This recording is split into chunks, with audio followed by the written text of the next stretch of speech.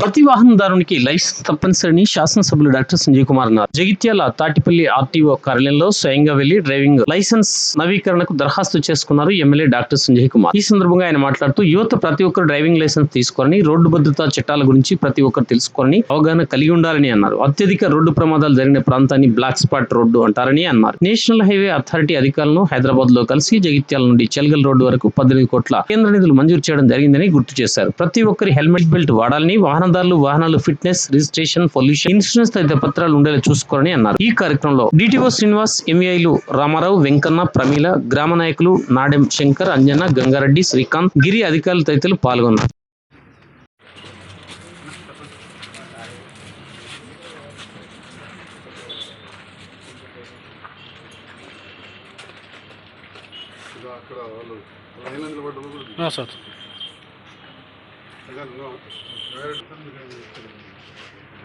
ఈరోజు జగిత్యాల జిల్లా కేంద్రంలోని ఆర్టీఓ ఆఫీస్కు నా లైసెన్స్ ఎక్స్పైర్ అయిన సందర్భంలో ఇక్కడికి రావడం జరిగింది.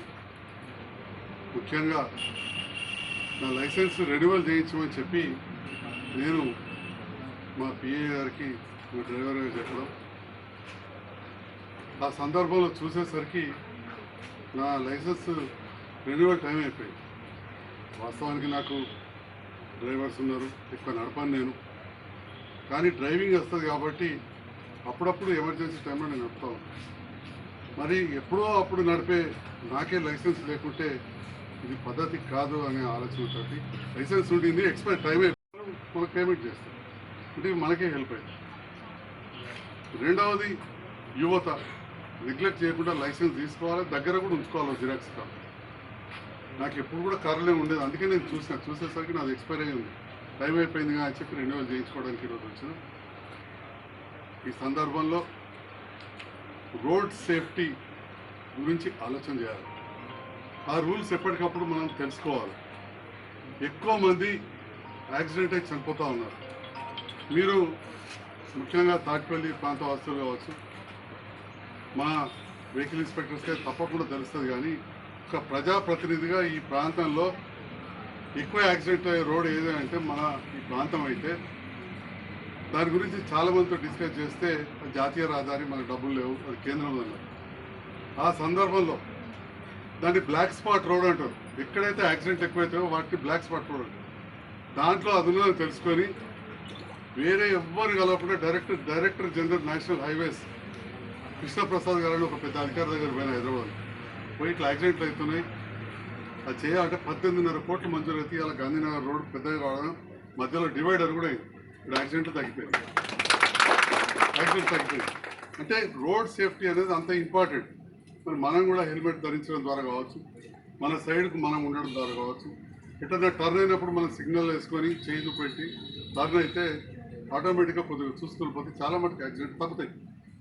వినాయకములో ఒక మాజీ సర్పంచ్ వారి భార్య వస్తుంటే కారు తగిలితే ఇద్దరు కూడా కాళ్ళు చేతులు ఇరిగిపోయి చాలా అవస్థలో ఉన్నారు.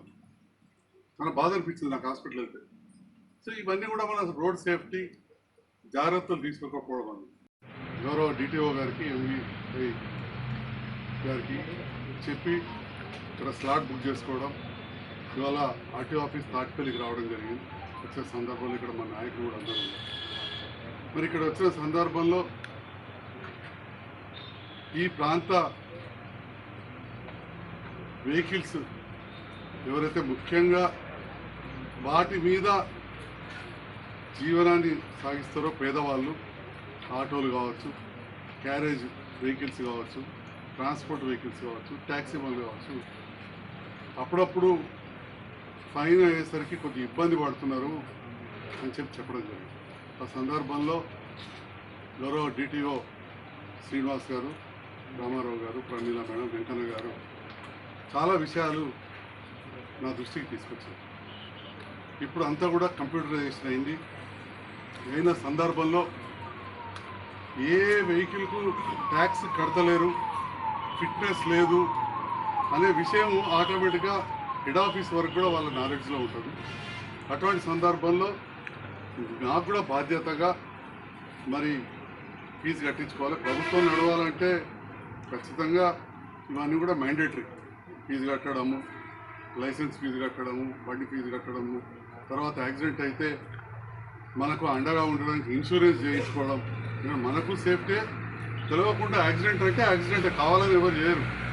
ఉదాహరణకి తాటిపల్లి దగ్గర మన ఒక కొరుట్ల ఆయనకు జేసీబీ జరిగింది. కావాలని ఎందుకు కొడతాడు? కొరుట్ల ఆయన ఎవరో మనకు తాటిపల్లి మన డ్రైవర్ వేరు, కానీ తెలిగేసరికి అక్కడ ప్రాణం పోయింది.